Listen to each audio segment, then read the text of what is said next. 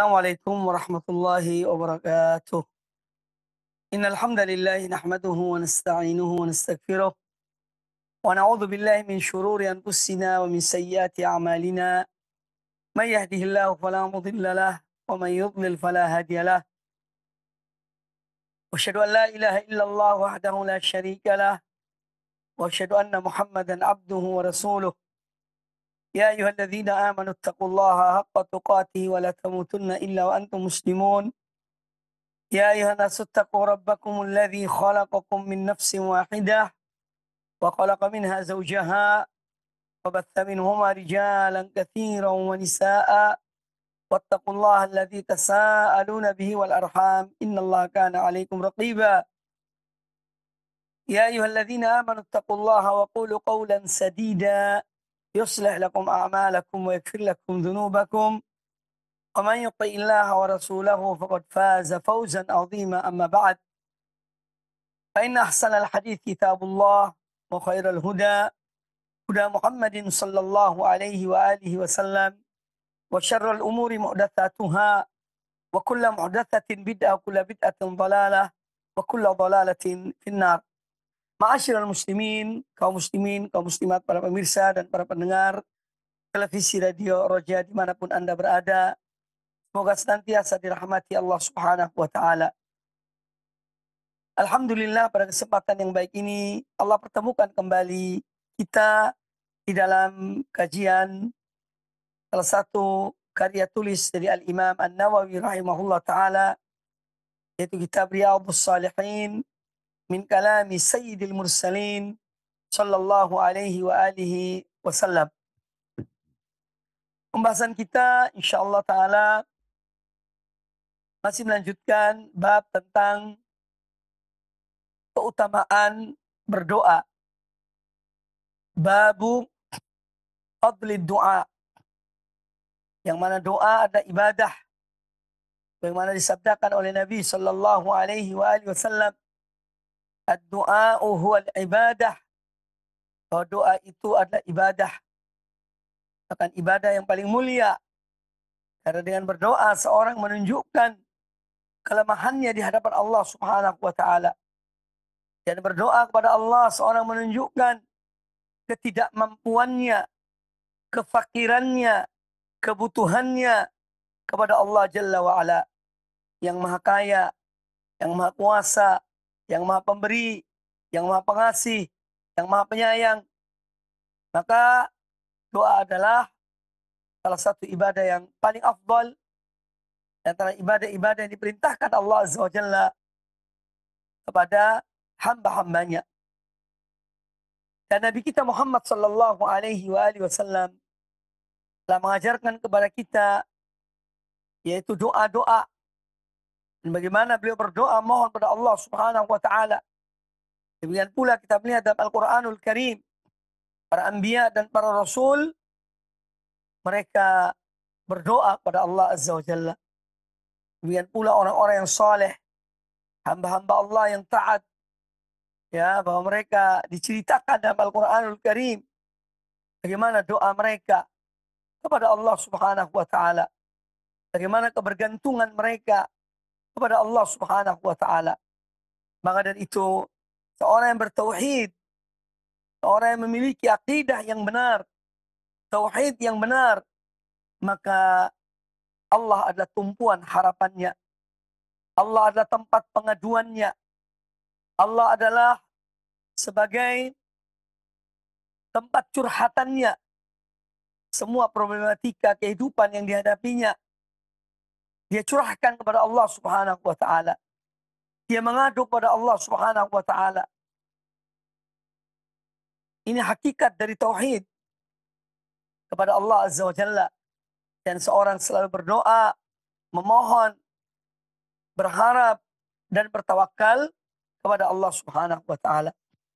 Kita telah membahas pada pertemuan-pertemuan yang lalu bab ini, ya, juga ada beberapa doa yang sudah dibacakan dari hadis-hadis Rasulullah Sallallahu Alaihi Wasallam. Di antaranya adalah hadis Anas bin Malik radhiyallahu anhu, yang mana beliau berkata, kana aktsaru du'ai an-nabiyyi sallallahu alaihi wasallam Allahumma atina fid dunya hasanah wa fil akhirati hasanah wa qina adzabannar. Hadis muttafaqun alaih. Kata Anas bin Malik radhiyallahu an bahwa doa yang paling banyak dibaca dan dipanjatkan oleh Nabi sallallahu alaihi wasallam kepada Allah Azza wa Jalla adalah Allahumma atina fid dunya hasanah. Ya Allah, anugerahkanlah kepada kami di dunia ini kebaikan. Wa fil akhirati hasanah. Dan anugerahkanlah kepada kami di akhirat kebaikan. Wa qina adzabannar. Dan lindungilah kami, peliharalah kami dari azab api neraka. Hadis muttafaqun alaih. Dan telah dijelaskan bahwa doa ini ada dari Al-Quranul Karim. Kalau redaksi dari Al-Quranul Karim, bunyinya adalah Rabbana atina fid dunya hasanah wa fil akhirati hasanah wa qina adzabannar. Ini redaksi dari Al-Quranul Karim. Adapun redaksi dari hadis Nabi alaihissalam, bagaimana yang dikatakan oleh Anas bin Malik radhiyallahu an, yaitu Allahumma atina fid dunya hasanah wa fil akhirati hasanah wa qina adzabannar. Kita boleh menggunakan dua-dua redaksi tersebut. Sesekali dengan lafaz Rabbana atina fid dunya hasanah wa fil akhirati hasanah wa qina adzabannar, dan sesekali juga dengan lafaz Allahumma atina fid dunya hasanah wa fil akhirati hasanatan wa qina adzabannar. Ma'asyiral muslimin rahimani wa rahimakumullah, tentang doa ini ya telah disebutkan oleh Al-Imam Ibnu Katsir rahimahullah taala, al-hasanah fid dunya, yakni ketika seorang mohon pada Allah Azza wa Jalla, Allahumma atina fid dunya hasanah, ya Allah anugerahkanlah kepada kami di dunia ini kebaikan. Kata Ibnu Katsir rahimahullah taala, al-hasanatu fid dunya tashmalu kulla matlubin dunyawiyyin, bahwa kebaikan yang bersifat duniawi ini mencakup semua yang menjadi tuntutan ya bersifat duniawi oleh seorang hamba, seperti afiah, minta kesehatan, keselamatan, ya, wadar, rohbah, termasuk rumah yang layak, rumah yang baik, wa zaujah hasanah, istri yang solehah, wa waladin bar, termasuk anak yang berbakti, anak yang soleh yang berbakti pada kedua orang tuanya, wa rizqin wasi'in, termasuk juga memohon pada Allah Ta'ala rezeki yang luas, yang halal, yang baik, wa ilmin nafi', ilmu yang bermanfaat, wa amalin soleh, amal yang soleh, wa murabbin hani, ya juga mohon pada Allah Azza wa Jalla, atau markab hani, yaitu kendaraan yang layak, kendaraan yang baik, ya, dan yang lainnya. Ini semua berkaitan dengan kebaikan-kebaikan di dunia. Wa amal hasanatu fil akhirati, lalu kata beliau rahimahullah taala, yakni al-Imam Ibnu Katsir, adapun kebaikan di akhirat tentu adalah fa'ala dukhul jannah wa tawabi'uhu, yaitu dengan memohon kepada Allah Ta'ala agar dimasukkan dalam surga, ya, dan hal-hal yang berkaitan dengan kenikmatan-kenikmatan yang akan diberikan Allah kepada ahli surga, berupa minal amni minal faza'il akbar fil arasat, termasuk dalam hal ini adalah seorang mohon pada Allah Azza wa Jalla keamanan, supaya Allah berikan keamanan kepadanya di hari yang amat dahsyat, di hari kiamat, ya di padang mahsyar. Dan seorang mohon pada Allah Ta'ala yang merupakan kebaikan di akhirat adalah yasir al-hisab, perhitungan yang ringan, ya, yang tidak berat, dan hal-hal lain yang berkaitan dengan akhirat. Wa ammal wiqayah min adzabin nar. Adapun ketika seorang hamba mohon pada Allah Ta'ala agar dia dipelihara, dilindungi dari azab api neraka, yaitu dengan Allah memberikan kemudahan kepadanya untuk melakukan sebab-sebab yang baik di dunia ini, ya, agar dia diselamatkan dari azab api neraka. Sehingga dia terhindar dari perbuatan-perbuatan yang haram. Dia terhindar dari hal-hal yang syubhat, ya, yang mana, ya, itu semua dapat menjerumuskan seorang hamba ke dalam api neraka. Waliyadzubillah. Ma'asyiral muslimin rahimani wa rahimakumullah. Para pemirsa, semoga senantiasa dirahmati Allah Azza wa Jalla. Hadis yang berikut yang kita bahas insyaallah pada kesempatan yang baik ini, kata Imam An-Nawawi rahimahullah ta'ala, wa an Ibnu Mas'ud radhiyallahu anhu qal, dan dari Abdullah bin Mas'ud radhiyallahu anhu, beliau berkata, anna Nabiy sallallahu alaihi wasallam kana yaqul, adalah Nabi, bahwasanya Nabi sallallahu alaihi wasallam dahulu beliau berdoa. Di antara doanya, Allahumma inni as'aluka al-huda. Ya Allah, aku mohon kepada Engkau petunjuk. Wat-tuqa, aku mohon kepada Engkau ketakwaan. Wal-afaf, aku mohon kepada Engkau ya Allah agar aku mampu untuk menjaga kehormatan diriku. Wal-ghina, dan aku mohon pada Engkau ya Allah akan kecukupan. Hadis muttafaqun alaih. Hadis riwayat Imam Muslim dalam Sahih Muslim. Jadi di antara doa yang dibacakan atau yang dipanjatkan oleh Nabi SAW kepada Allah Azza wa Jalla adalah, Allahumma inni as'aluka al-huda wat-tuqa wal-afaf wal-ghina. Ya Allah, aku mohon pada Engkau petunjuk. Petunjuk ini adalah karunia terbesar yang Allah anugerahkan kepada seorang hamba di muka bumi ini. Tidak ada nikmat yang lebih besar daripada nikmat hidayah. Tidak ada nikmat yang lebih agung dari nikmat iman dan Islam. Itu hidayah. Petunjuk agar seorang memeluk agama Allah yang dibawa oleh Rasulullah Sallallahu Alaihi Wasallam. Satu nikmat yang luar biasa agungnya.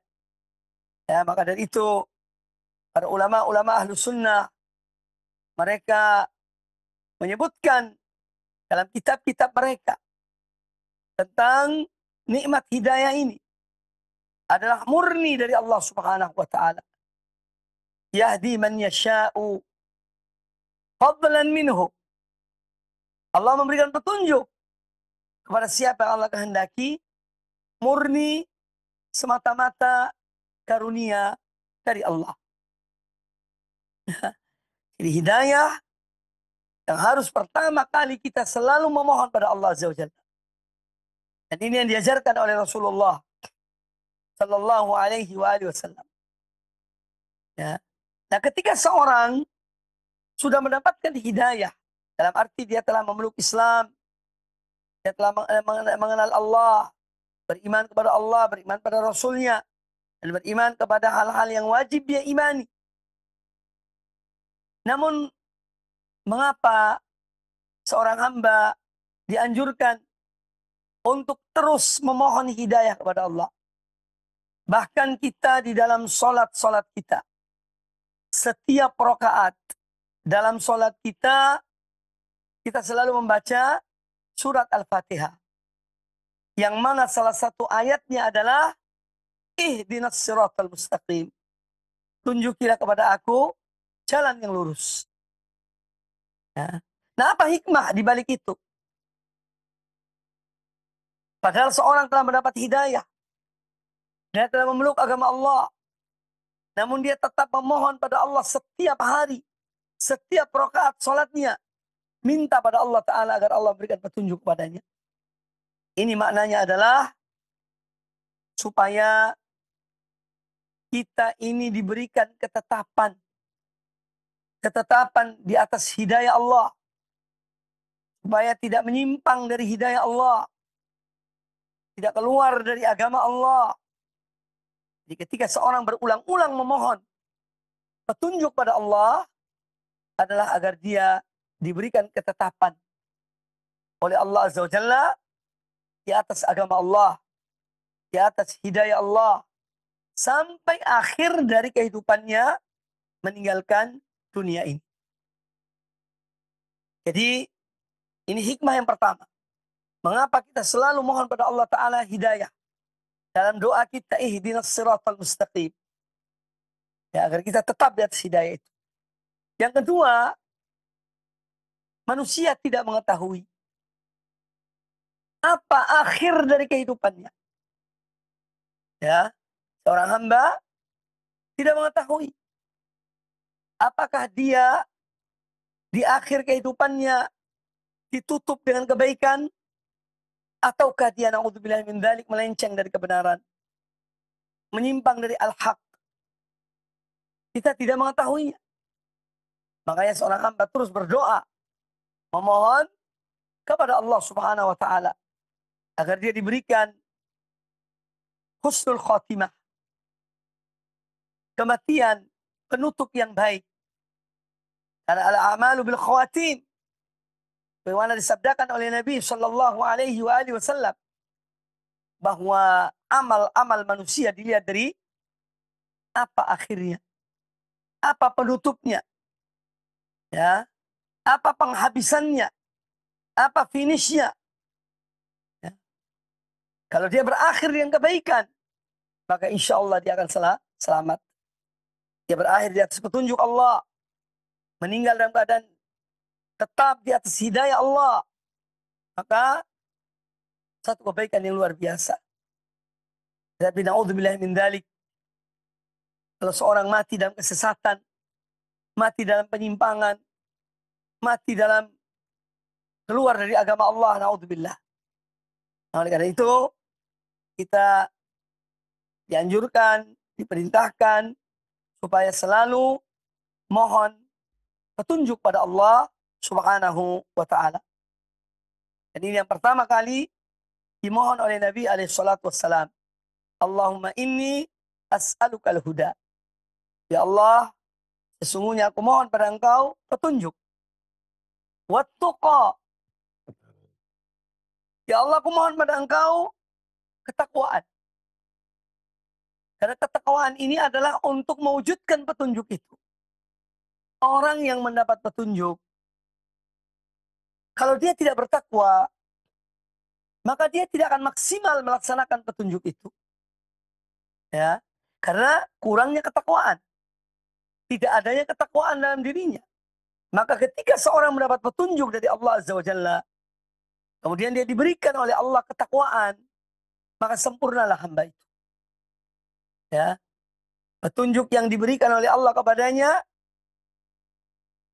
berupa perintah-perintah Allah, larangan-larangan Allah, dan yang lainnya, dia akan melaksanakan dengan sebaik-baiknya. Karena apa? Ada ketakwaan dalam dirinya. Makanya Nabi SAW setelah memohon pada Allah Azza wa Jalla petunjuk, beliau memohon kepadanya ketakwaan. Ketakwaan, kalimat yang sering kita dengar dalam banyak kesempatan. Dalam khutbah Jumat, dalam ceramah-ceramah agama, ya, kita selalu mendengar perintah untuk bertakwa pada Allah Azza wa Jalla. Ya. Nah, maka ketakwaan itu adalah dengan seorang betul-betul bertakwa pada Allah Azza wa Jalla. Takut pada Allah. Seorang merasa dirinya terus dipantau oleh Allah Azza wa Jalla. Dicermati oleh Allah Subhanahu wa Ta'ala. Sehingga dia tetap melaksanakan kewajiban-kewajiban yang Allah wajibkan kepadanya. Dan dia meninggalkan larangan-larangan Allah. yang Allah mengharamkan atau melarangnya. Kalaupun seorang hamba terjerumus dalam suatu perbuatan dosa, maka hamba yang bertakwa pada Allah Ta'ala, dia segera kembali kepada Allah. Dia segera bertobat pada Allah Ta'ala, memohon ampun kepadanya. Ini tentang ketakwaan. Ketakwaan kepada Allah Azza wa Jalla apabila terwujud dalam hati seorang hamba, maka seluruh anggota badannya juga akan takwa kepada Allah Ta'ala. Nah, oleh karena itu pusat dari ketakwaan dalam diri seorang hamba, apabila dia ingin menjadi hamba yang bertakwa pada Allah Ta'ala, tanamkanlah ketakwaan itu di dalam hatinya. Tancapkanlah ketakwaan itu dalam hati seorang. Kalau dalam hati seorang hamba itu bertakwa pada Allah Ta'ala, maka seluruh anggota badannya pun akan bertakwa kepada Allah Subhanahu wa Ta'ala. Lisannya akan bertakwa pada Allah Ta'ala. Pendengarannya akan bertakwa kepada Allah Subhanahu wa Ta'ala. Pandangannya akan bertakwa kepada Allah Ta'ala. Kaki tangannya pun akan bertakwa kepada Allah Subhanahu wa Ta'ala.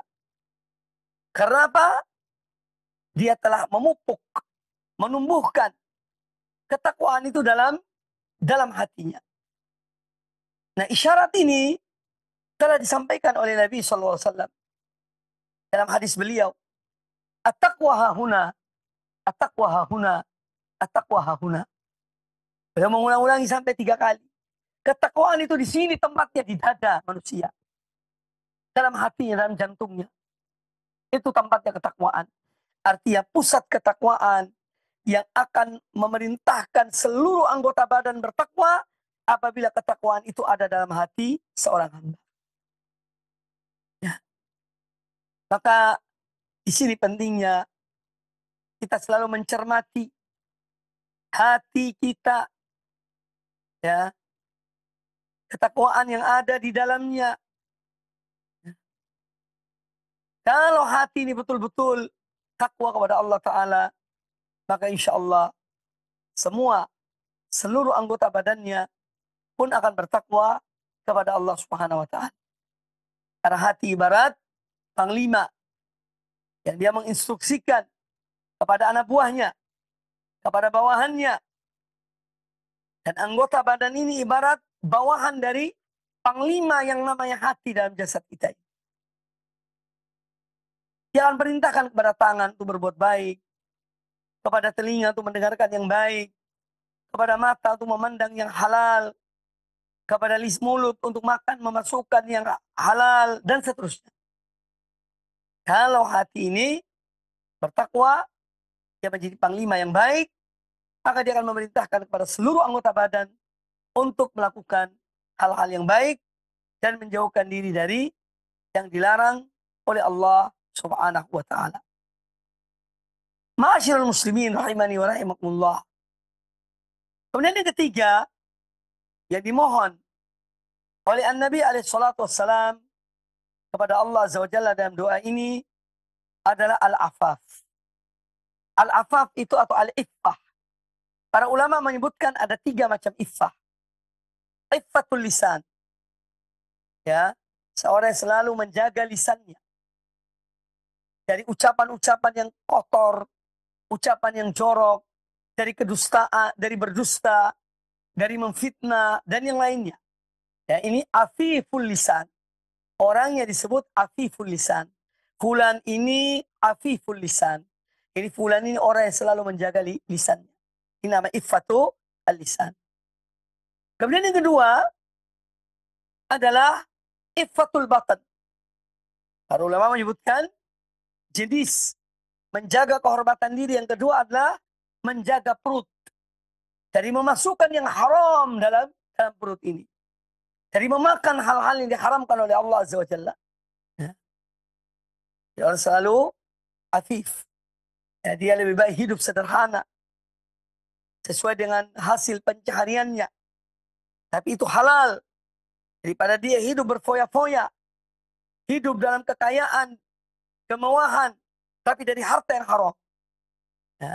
Nah, orang yang afiful batan, dia ada orang yang selalu menjaga mulutnya dari memasukkan yang haram ke dalam perutnya. Ini iffatu al-batan. Kemudian yang ketiga, iffatul faraj. Yang ketiga adalah iffatu al-faraj. Orang yang selalu menjaga kehormatan dirinya dan menjaga kemaluannya dari hal-hal yang diharamkan oleh Allah Azza wa Jalla. Jadi berzina dan yang lain yang diharamkan oleh Allah Subhanahu wa ta'ala. Ini ada 3 macam iffah. Ya, dan ini mencakup apa yang dimohonkan oleh Nabi SAW dalam hadis ini, dalam doa ini, mencakup 3 jenis iffah. Iffatul lisan, iffatul batan, dan iffatul faraj. Menjaga kehormatan lisan, menjaga kehormatan diri dengan tidak memakan yang haram, dengan menjaga kehormatan seseorang akan dirinya dari melakukan hal-hal yang akan mencemarkan nama baiknya, nama keluarganya, dengan misalnya a'udzubillahi min dzalik, dan terjerumus dalam perbuatan zina, ya, yang berkaitan dengan kemaluan. Nah, ini masalah al-afaf. Maka seorang hamba mohon pada Allah Azza wa Jalla al-afaf, agar Allah melindunginya, ya, melindungi lisannya, melindungi perutnya, melindungi kemaluannya dari hal-hal yang diharamkan oleh Allah Subhanahu wa ta'ala. Kemudian yang keempat yang dimohon oleh Nabi SAW kepada Allah Azza wa Jalla dalam doa ini, wal ghina. Ya Allah, berikanlah kepada aku, atau aku mohon pada Engkau ya Allah, al-ghina. Al-ghina yaitu seorang merasa cukup dengan pemberian Allah Azza wa Jalla. Dia selalu merasa puas terhadap apa yang Allah anugerahkan kepadanya. Nah, inilah hakikat orang yang paling kaya. Ada orang yang selalu bersyukur kepada nikmat Allah Ta'ala. Orang yang selalu puas dengan pemberian Allah Azza wa Jalla kepadanya. Nah, maka dia akan merasa bersyukur, merasa puas, merasa cukup, sehingga dia menjadi orang yang paling kaya. Ya. Kata Nabi SAW, aghnal ghina ghina nafs. Ya. Kekayaan yang paling kaya adalah kekayaan di diri seseorang. Yang dia bersyukur pada Allah Azza wa Jalla, ya, dia puas akan pemberian Allah Subhanahu wa ta'ala kepadanya. Dan orang yang selalu bersyukur pada Allah Azza wa Jalla akan nikmat-nikmatnya, Allah akan menambah nikmat itu. La in syakartum la azidannakum. Jika kamu bersyukur, sungguh aku benar-benar akan menambah nikmat itu pada kamu. Tetapi apa? Wala in kafartum. Jika kalian kufur, tidak bersyukur, yakni kepada nikmatku, ya, wala in kafartum inna adzabi lasyadid. Sungguhnya azabku ada azab yang pedih. Ma'asyiral muslimin rahimani wa rahimakumullah, maka sudah seyogianya seorang hamba selalu mohon pada Allah Azza wa Jalla dengan membaca doa yang diajarkan oleh Nabi SAW kepada kita. Allahumma inni as'aluka al-huda wat-tuqa wal-afaf wal-ghina. Kemudian hadis yang berikutnya. Wa an Tariq bin Ashyam radhiyallahu anhu qala kana ar-rajulu idza aslama allamahu an-nabiy sallallahu alaihi wasallam as-salah.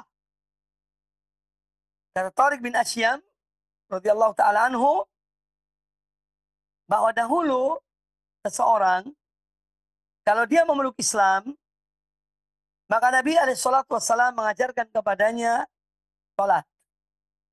Ya, setelah dia mengucapkan 2 kalimat syahadat, kemudian Nabi SAW mengajarkan kepada orang itu salat. Dan salat adalah rukun Islam yang kedua. Setelah mengucapkan 2 kalimat syahadat. Makanya Nabi SAW beliau mengajarkan salat kalau ada orang yang memeluk Islam. Tsumma amarahu an yad'u biha ulai kalimat. Kemudian Nabi SAW memerintahkan kepada orang yang masuk Islam itu, yang sudah diajarkan bagaimana tata cara sholat, maka kemudian Nabi SAW menyuruh orang itu untuk berdoa. Dan doa-doa di bawah ini. Allahumma gfirli. Ya Allah, ampunilah aku.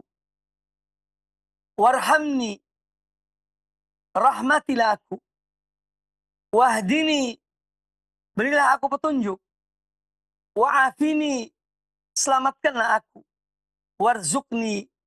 Dan berikanlah kepada aku rezeki. Hadis riwayat Imam Muslim. Wa fi riwayatin lahu an Tariq annahu sami'a an-nabiy sallallahu alaihi wasallam. Kemudian dalam riwayat dalam satu redaksi yang lain juga diriwayatkan oleh Imam Muslim dari Tariq bin Asyam ini bahwa Tariq bin Asyam ini mendengar An-Nabi alaihi salatu wasallam wa atahu rajulun, ada seorang yang datang kepada beliau. Seorang datang menemui Rasulullah sallallahu alaihi wasallam. Faqal, lalu orang itu berkata, "Ya Rasulullah, wahai Rasulullah, kaifa aqulu hina as'alu rabbi?" Wahai Rasulullah, apa yang seyogianya aku ucapkan ketika aku memohon kepada Tuhanku? Ya, ya Rasulullah, kaifa aqul hina as'alu rabbi? Bagaimana ucapan yang seyogianya aku ucapkan ketika aku mohon kepada Rabbku, kepada Tuhanku? Qal, kata Nabi alaihissalam, qul, katakanlah, ucapkanlah dalam permohonanmu, Allahumma gfirli. Ya Allah, ampunilah aku. Warhamni, rahmatilah aku. Wa'afini, berikanlah aku keselamatan, kesehatan dan keselamatan. Warzukni, dan berikanlah aku rezeki. Fa inna haula'i tajma'u dzalika dunyaka wa akhirataka. Kata Nabi alaihissalam, karena sungguhnya 4 hal ini ya memadukan semua kebaikan duniamu dan kebaikan akhiratmu. Ya, tidak ada 4 hal yang dimohon dalam doa ini. Yang redaksi yang kedua. Itu Allahumma gfirli, ya Allah ampunilah aku. Warhamni, rahmatilah aku. Wa'afini, selamatkanlah aku. Dan berikanlah aku rezeki. 4 hal ini mencakup semua kebaikan dunia dan akhirat. Nah, di dalam hadis ini kita melihat ya bagaimana para sahabat radhiyallahu anhum ajma'in di dalam menuntut ilmu. Ya, setelah mereka memeluk Islam, ya, mereka mendatangi Nabi alaihissalam, kemudian beliau mengajarkan kepada mereka tentang ajaran-ajaran Allah dan Rasulnya sallallahu alaihi wasallam. Ya, termasuk dalam hal ini kita melihat pula bahwa betapa semangatnya An-Nabi alaihissalam di dalam mengajarkan kebaikan kepada para sahabat beliau, kepada umat beliau. Ya, dan selalu mengajarkan kebaikan sallallahu alaihi wasallam. Yang pertama kali diajarkan oleh Nabi alaihissalam setelah seorang memeluk Islam adalah tata cara sholat. Ya. Dan ini menunjukkan kedudukan sholat. Menunjukkan manzilah. Kedudukan sholat dalam Islam. Yang mana sholat adalah yang pertama kali akan dihisab dari kiamat kelak. Ya, dari hak-hak Allah, yang pertama kali dihisab oleh Allah Azza wa Jalla kepada hambanya adalah sholatnya. Kalau sholatnya baik, maka amal-amal ibadah lainnya akan diterima oleh Allah Azza wa Jalla. Selama amal itu memenuhi syarat. Tetapi kalau sholatnya ditolak, tidak diterima oleh Allah Azza wa Jalla, maka amal-amal yang lainnya pun akan ditolak oleh Allah Subhanahu wa Ta'ala.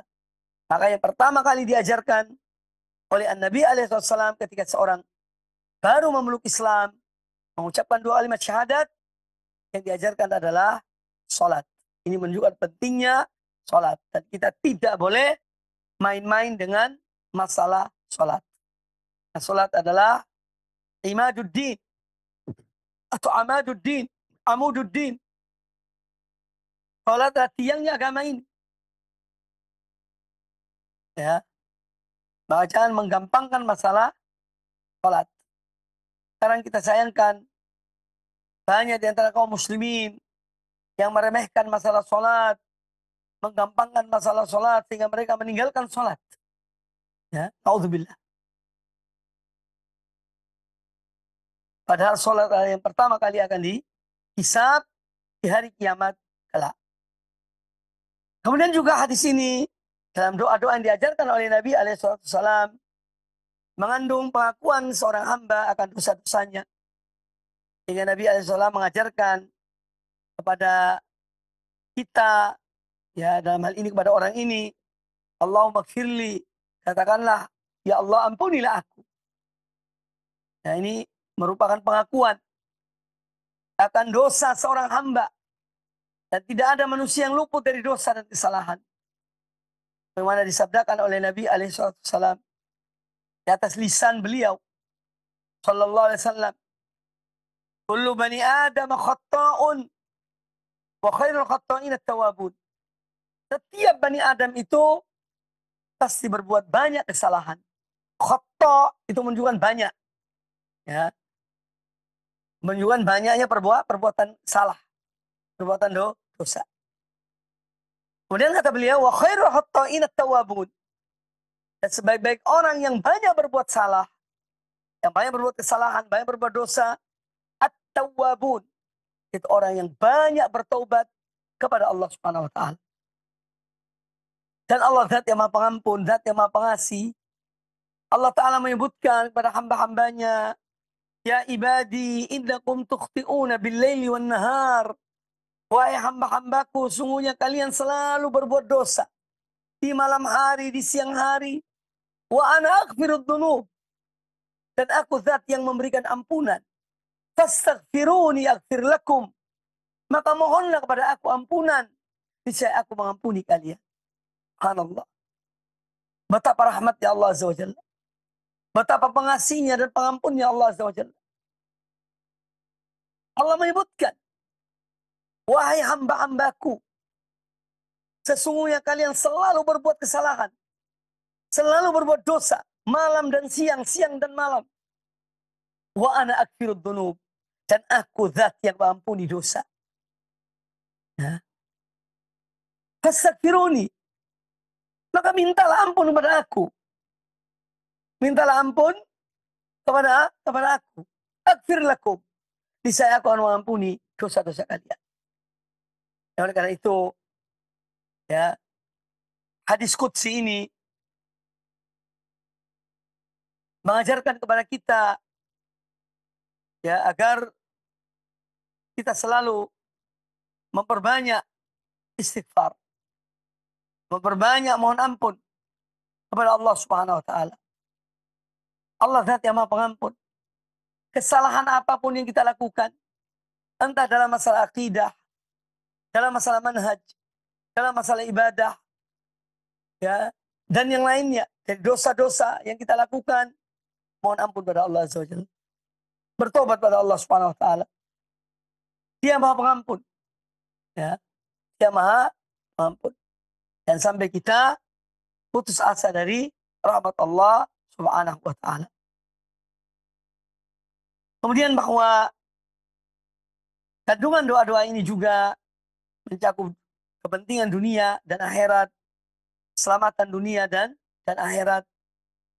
Di dunia termasuk mohon rezeki yang baik, yang halal kepada Allah Azza wa Jalla. Ya. Dia yang maha pemberi rezeki. Maka minta pada Allah, mohon pada Allah, bekerjalah, berbuatlah, berusahalah. Dan mohon pada Allah Azza wa Jalla. Ya. Jangan berpangku tangan. Ya, karena kita hidup di dunia ini, Allah memberikan kelengkapan dalam fisik kita, dalam tubuh kita ini. Salah satu hikmahnya adalah untuk kita gunakan dalam bekerja. Ya, dalam mencari rezeki. Selain beribadah pada Allah Subhanahu wa taala. Ya. Juga untuk kita melaksanakan atau mencari rezeki. Dan orang yang bekerja, berusaha, Allah akan memberikan kepadanya. Ya, Allah akan memberikan kepadanya.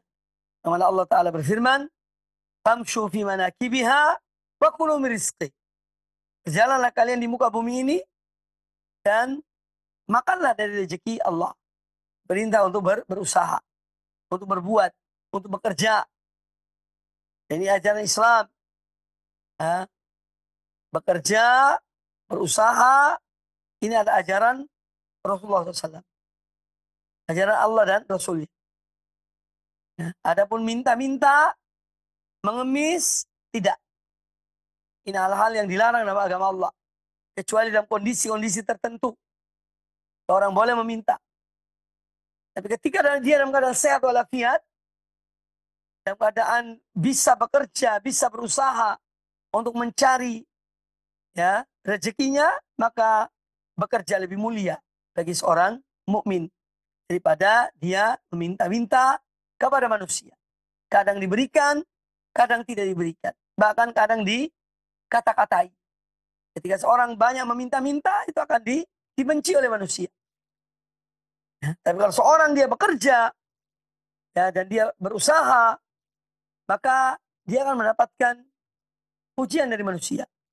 Fulan, Masya Allah, orang yang rajin, orang yang tekun, orang yang bekerja ya untuk menafkahi dirinya, menafkahi istrinya, keluarganya. Ya, tapi kalau seorang hanya bisa yang meminta-minta, ini akan dihina oleh manusia. Apa sih fulan itu? Bisanya hanya minta-minta. Kamu mau bekerja. Nah, maka Islam mengajarkan kemuliaan kepada kita. Salah satunya adalah dengan kita bekerja. Kita berusaha. Selebihnya kita serahkan kepada Allah Subhanahu wa Ta'ala. Kemudian juga tentu hadis ini mengajarkan kepada kita agar kita mohon pada Allah Ta'ala kebaikan dunia dan akhirat. Ya. Semua yang memberikan kebaikan dunia dan akhirat itu hanya Allah Subhanahu wa Ta'ala. Maka mohonlah kepada Allah. Minta kebaikan di dunia dan kebaikan di akhirat. Hadis yang berikutnya. Wa an Abdullah ibn Amr ibn al-As radhiyallahu anhuma qala. Imam An-Nawawi rahimahullah taala dan dari Abdullah bin Amr ibn al-As radhiyallahu anhuma beliau berkata, qala Rasulullah sallallahu alaihi wasallam. Rasulullah sallallahu alaihi wasallam bersabda, Allahumma musarrifal qulub, sarrif qulubana ala ta'atika. Ya Allah, yang memalingkan hati-hati manusia. Palingkanlah hati kami agar senantiasa taat kepadamu. Jadi palingkan hati kami kepada ketaatan padamu. Jadikan hati kami ini selalu taat kepada engkau. Ini kandungan dari makna dari doa ini. Hadis riwayat Imam Muslim di dalam Sahih Muslim. Dan ini diantara salah satu doa yang diajarkan oleh Rasulullah SAW kepada kita. Ya, jadi ada doa yang berbunyi, Ya muqallibal qulub, tsabbit qalbi ala dinik. Nah ini redaksi yang lain. Allahumma musarrifal qulub, sarrif qulubana ala ta'atika. Ya Allah, yang memalingkan hati, ya memalingkan hati-hati manusia, palingkanlah hati kami, ya agar senantiasa taat kepada engkau. Kandungan dari doa ini menjelaskan kepada kita bahwa hati manusia, hati para hamba Allah ini berada di tangan Allah Azza wa Jalla. Allah membolak-balik hati manusia sesuai dengan Allah dan apa yang Allah kehendaki. Ya. Nah, kalau seorang mengetahui tentang hal ini, maka tentu sebagai seorang yang beriman, ya akan ada rasa khawatir dalam dirinya. Kalau hatinya dipalingkan oleh Allah Subhanahu wa Ta'ala kepada penyimpangan, kepada kesesatan, kepada kemaksiatan. Nah, oleh karena itu, kita diajarkan oleh Nabi SAW untuk berdoa dengan doa ini.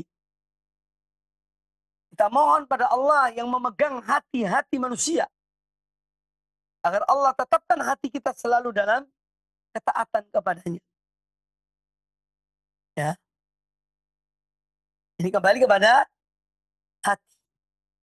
Makanya seorang apabila ingin memperbaiki dirinya, ya, yang pertama kali harus diperbaiki adalah hatinya. Bagaimana memperbaiki hati? Dan memperbaiki akidahnya. Ya. Akidahnya kepada Allah Ta'ala. Akidahnya harus akidah yang benar. Kalau akidahnya benar, ya maka insya Allah hatinya pun akan lurus. Ya. Diupaya perbaikan apapun yang diupayakan oleh manusia harus diawali dengan memperbaiki hati seorang hamba. Perbaikan hati adalah dengan memperbaiki akidah. Memperbaiki tauhid seorang hamba. Ya. Karena hati tempatnya akidah. Tempatnya tauhid. Yang diwujudkan dalam anggota badan. Jadi pusatnya, porosnya ada dalam hati seorang. Kalau tauhidnya benar, maka insya Allah lisannya pun akan mengucapkan kalimat-kalimat yang benar. Telinganya akan mendengarkan juga hal-hal yang benar. Dan seterusnya. Jadi pentingnya perbaikan hati. Nah, kita mohon pada Allah Azza wa Jalla, dan Allah yang memegang hati-hati manusia, dan Allah membolak-balik hati itu sesuai dengan apa yang Allah kehendaki. Allah ingin menjadikan seorang hamba menyimpang, Allah tinggal membalik hatinya, menyimpang hamba itu. Allah menghendaki hamba ini tetap mantap dalam agama Allah, Allah tetapkan hatinya. Ya. Allah Maha Kuasa atas segala sesuatu. Nah, lihat, itu seorang harus memohon. Karena dia tidak tahu tentang apa perjalanan hatinya ini yang berada di tangan Allah, maka hendaknya ya selalu dan terus mohon pada Allah Azza wa Jalla ketetapan hati.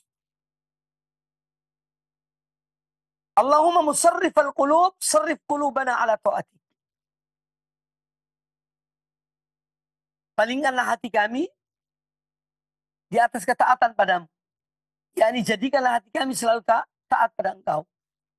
Kalau hati selalu taat pada Allah, maka semua anggota badannya pun akan taat pada Allah Subhanahu wa taala. Tapi kalau hati tidak bertakwa pada Allah, tidak taat pada Allah, maka anggota badannya pun akan tidak taat kepada Allah Subhanahu wa taala. Nah, ini pentingnya tentang mohon kepada Allah taufik, hidayah, petunjuk, ketetapan, ya. Dan seorang hamba kalau ditinggalkan oleh Allah, dibiarkan oleh Allah Ta'ala, dia akan tersesat. Dia akan menyimpang. Tapi ketika dia selalu menjaga hubungannya dengan Allah Azza wa Jal, maka insya Allah dia akan selamat. Kemudian jalan kepada kebaikan, kepada nikmat Allah, kepada ridho Allah adalah dengan melakukan ketaatan pada Allah Subhanahu wa taala. Orang yang taat pada Allah Azza wa Jal, maka dia akan selamat di dunia dan di akhirat. Oleh karena itu, seorang hamba mohon pada Allah Azza wa Jalla agar dia selalu taat pada Allah. Hatinya dijadikan hati yang selalu tunduk, patuh, taat kepada Allah Subhanahu wa ta'ala. Nah, doa ini penting untuk dihafal. Allahumma musarrifal qulub, sarrif qulubana ala ta'atika.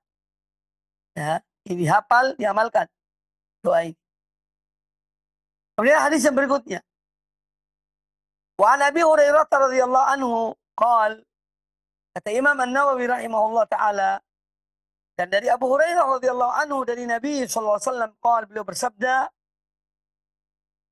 ta'awwadhu billahi min jahdil bala wa darakis syaqa wa su'il qada wa syamatatil a'da. Ya.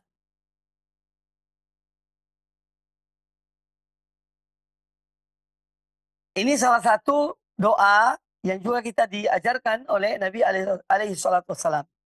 Dari Abu Hurairah radhiyallahu taala anhu, beliau berkata, dari Nabi sallallahu alaihi wasallam, beliau menyuruh kita, ta'awwadhu,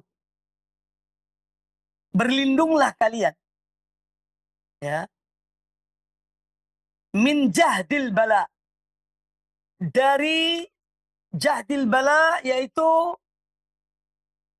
sulitnya ujian yang Allah berikan pada seorang hamba. Ini dari bala bencana, cobaan-cobaan. Minta perlindungan pada Allah dari itu semuanya. Wa darakis syaqa, dan mohonlah kepada Allah perlindungan dari menjadi orang-orang yang celaka. Diminta perlindungan pada Allah Ta'ala dari kecelakaan. Kecelakaan dunia dan akhirat. Naudzubillah. Ya. Wa darakis asyaqa wa su'il qada, dan mohonlah kepada Allah perlindungan dari putusan Allah yang buruk kepada seorang hamba. Su'il qada. Wa syamatatil a'da, dan mohonlah perlindungan pada Allah Ta'ala dari syamatatil a'da. Syamatatul a'da itu artinya ketika seorang dia mempunyai musuh, lawan, kemudian dia orang ini kena musibah, ya, ditertawain oleh lawannya. Senang mereka karena dia kena musibah. Dan minta perlindungan dari hal tersebut. Minta perlindungan dari hal. Maka di sini ada 4 hal yang kita diperintahkan oleh Nabi alaihissalam untuk mohon perlindungan pada Allah dari hal tersebut. Ada 4. Jahdil bala, ya, ujian dan cobaan yang berat, ya, seorang tidak mampu untuk menerimanya. Kemudian darakis syaqa, mohon perlindungan pada Allah Ta'ala dari seorang menjadi orang yang celaka, ya. Wa su'il qada, mohon perlindungan pada Allah Ta'ala dari putusan yang jelek, yang buruk, yang menimpa seorang hamba. Dan yang keempat adalah mohon perlindungan pada Allah Ta'ala dari senangnya lawan karena musibah yang menimpa kepada seorang hamba. Maka bentuk doanya, ya, kalau seorang ingin berdoa dengan doa ini, dia mengatakan, Allahumma inni a'udzubika min jahdil bala'i wa darakis syaqa'i wa su'il qada'i wa syamatatil a'da. Ya, Allahumma inni a'udzubika, ya Allah, aku mohon perlindungan pada Engkau dari 4 hal ini. Karena Rasulullah memerintahkan, ta'awwadhu, mohonlah kalian perlindungan kepada Allah dari hal-hal ini. Maka doa kita ketika berdoa dengan doa ini, Allahumma inni a'udzubika min jahdil bala'i wa darakis syaqa'i wa su'il qada'i wa syamatatil a'da. Ini bentuk doanya kalau kita berdoa kepada Allah Subhanahu wa ta'ala. Yang dikandung oleh hadis ini adalah bahwa Nabi alaihissalam beliau selalu menginginkan kebaikan kepada umat ini, pada umat beliau. Di antaranya beliau ajarkan doa ini, supaya seorang hamba mohon perlindungan pada Allah Ta'ala dari 4 hal yang disebutkan tadi. Ya. Ini betapa cintanya, sayangnya, atau kasih sayang Rasulullah SAW kepada umat ini. Ya, sehingga beliau mengajarkan kita untuk berdoa dengan doa ini. Kemudian juga bahwa doa ini tidak bertentangan dengan takdir Allah SWT. Karena di sini ada mengandung wasu'il qada. Atau yang lainnya juga ada hal-hal yang mungkin telah ditetapkan oleh Allah Ta'ala. Tapi doa ini tidak bertentangan dengan ya, permohonan seorang hamba untuk mendapatkan kebaikan dari Allah Subhanahu wa Ta'ala. Doa ini doa yang mulia, doa yang baik, sehingga seorang terhindar dari hal-hal yang tidak diinginkannya. Semua itu dengan apa? Mohon perlindungan kepada Allah Subhanahu wa Ta'ala. Kita mohon perlindungan pada Allah Subhanahu wa Ta'ala. Ma'asyiral muslimin rahimani wa rahimakumullah. Ya. Dalam dunia ini, seorang hamba tidak luput dari dua hal. Ia dari satu keadaan kepada keadaan yang lain. Yaitu antara nikmat dan ujian. Ya. Antara nikmat dan ujian. Dan ketika seorang diuji oleh Allah Subhanahu wa Ta'ala, maka dia dituntut untuk apa? Bersabar. Untuk bersabar. Ketika seorang diberikan nikmat oleh Allah Azza wa Jalla, maka dia dituntut untuk bersyukur. Ya. Untuk bersyukur. Kemudian doa ini juga mengajarkan kepada kita pada hakikatnya bahwa Allah Maha Kuasa atas segala sesuatu. Allah yang menetapkan segala sesuatu pada hamba-hambanya dan pada alam semesta ini. Ya. Kewajiban kita adalah melakukan sebab. Sebab-sebab yang Allah ajarkan dan Rasulnya. Sebab-sebab yang dihalalkan dan dibolehkan oleh agama, kita kerjakan. Ya. Selebihnya, kita serahkan pada Allah Subhanahu wa Ta'ala. Dan demikian maka seorang hamba insya Allah yang akan jalani kehidupan ini dengan penuh kesyukuran dan kesabaran. Ketika dia mendapat nikmat, dia bersyukur. Ketika dia diuji oleh Allah Ta'ala, dia bersabar. Dan itulah perkara orang mukmin. Bagaimana disabdakan oleh Nabi SAW, ajaban li amril mu'min, inna amrahu kullahu khair. Sungguh menakjubkan perkara seorang mukmin, semua perkaranya, perihalnya adalah baik. Kalau dia diberikan nikmat, dia bersyukur, dan itu baik baginya. Dan kalau dia diberikan ujian, dia bersabar, dan itu adalah baik baginya. Ya, maka nikmat. Ya, ketika kita menjadi seorang beriman pada Allah, yakin pada Allah, ya, mantap dalam kehidupan ini, ya, keyakinan kita pada Allah Azza wa Jalla, maka seorang akan tenang dalam hidupnya. Ya, sinilah pentingnya tauhid. Maka orang yang selalu bergantung pada Allah, ini orang yang betul-betul bertauhid. Ya. Tapi kalau seorang yang selalu aneh-aneh, ya, melakukan hal-hal yang dilarang, atau bergantung pada selain Allah, ya, memohon pada selain Allah, ini akan goncang hidupnya. Dan dia melakukan perbuatan syirik pada Allah Azza wa Jalla. Jadi orang yang bertauhid adalah orang yang paling tenang hidupnya di dunia ini. Ya, mau bertauhidlah. Dan kuatkanlah tauhid kita pada Allah Azza wa Jalla. Tauhid tidak hanya teori. Tauhid tidak hanya ucapan. Tauhid tidak hanya ceramah. Tauhid tidak hanya penerangan agama. Tauhid adalah diwujudkan dalam kehidupan kita. Kita ejawantahkan, ya, dalam kehidupan kita. Yaitu kebergantungan kita kepada Allah Ta'ala. Keyakinan kita kepada Allah Ta'ala. Tawakal kita kepada Allah Ta'ala. Ya, kepasrahan kita kepada Allah Subhanahu wa Ta'ala. Dan permohonan kita hanya kepada Allah Subhanahu wa Ta'ala. Seorang yang demikian akan tenang hidup. Dunia mau kiamat, silahkan kiamat. Ya. Tapi dia tetap dengan keyakinannya kepada Allah Subhanahu wa Ta'ala. Ma'asyiral muslimin rahimani wa rahimakumullah.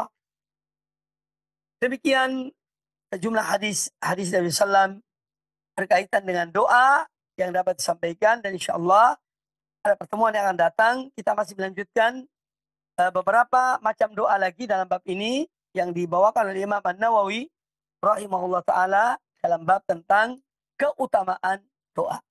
Dan di sini kita akan dapati ya betapa doa-doa Rasulullah SAW itu sangat mencakup kebaikan dunia dan akhirat. Kalimat-kalimatnya indah, ya. Kalimat-kalimatnya indah, singkat, padat, ya. Ya, dan mengandung makna yang luar biasa. Nah, ini yang seyogianya kita juga berupaya untuk menghafalnya. Dihafal doa-doa ini. Ya, dihafal. Cara menghafalnya dibaca. Dibaca dulu berkali-kali.